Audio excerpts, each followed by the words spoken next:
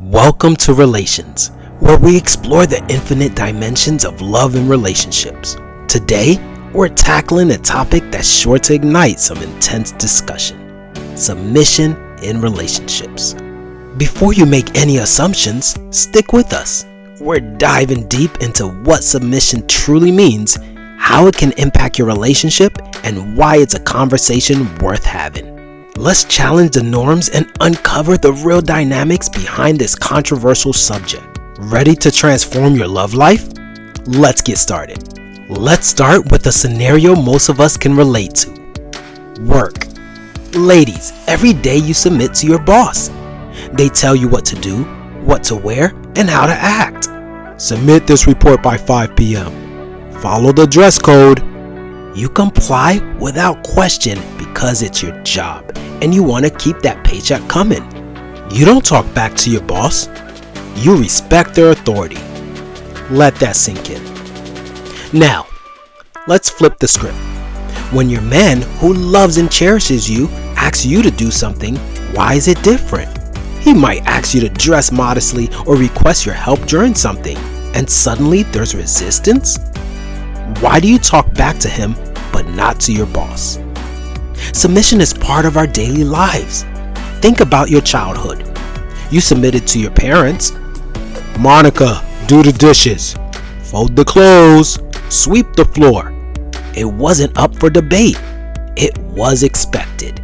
You did it because you respected their authority and knew they had your best interests at heart. For those who are Christian, the Bible speaks to this as well. Ephesians 5:22 says, "Wives, submit to your husband as to the Lord." Would God submit to men? That would be absurd. Men submit to God, women to men, and children to their parents. Submission isn't bad. Believe it or not, women, you all do it every day. Let that sink in. Think about a dance partnership. In ballroom dancing, one partner leads and the other follows. The follower isn't inferior. Both roles are equally important. The dance only works when the partner trusts each other and performs their roles. If both try to lead, the dance becomes chaotic and loses its beauty. Submission in a relationship works the same way. It creates harmony and allows the relationship to flourish.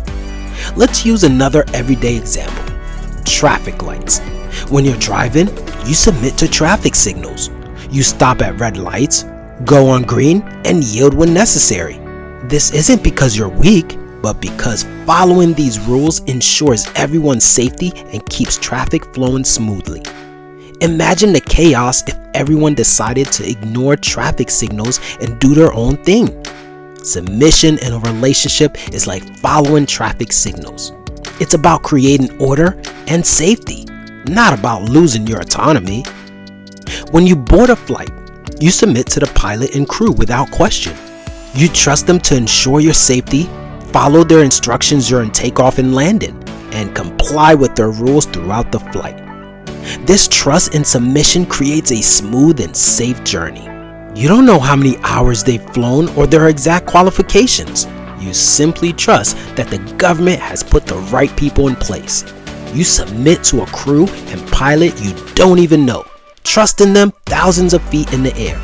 But the person you actually know, come home to, and lay next to every day, who would do anything for you, why would you not submit to his authority? Let that sink in. Your man who will fix the dresser, build a crib, protect you in danger, and do other things that men usually handle deserve the same level of trust and respect. Think about when you visit a doctor. You submit to their expertise and follow their prescription without questioning every detail of their medical training. You trust that they have the knowledge and skill to help you get better.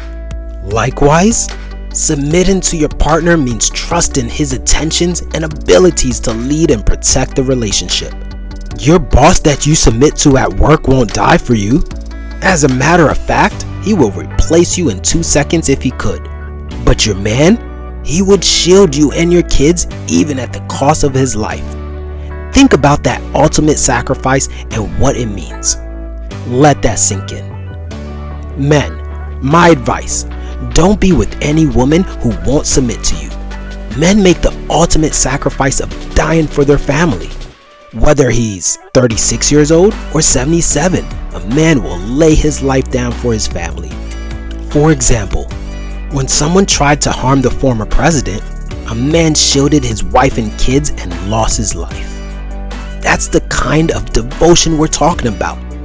Let that sink in. Now women, I'm not saying to submit to a man who plays video games all day and doesn't have anything going for himself. But even if your man isn't perfect, try submitting for a whole week and see how your relationship changes. Thanks for tuning in, and don't forget to like, subscribe, and hit the notification bell for more discussion on love and relationships. Drop your thoughts in the comments below, and let's keep this conversation going. Remember, let that sink in, and stay connected and keep loving.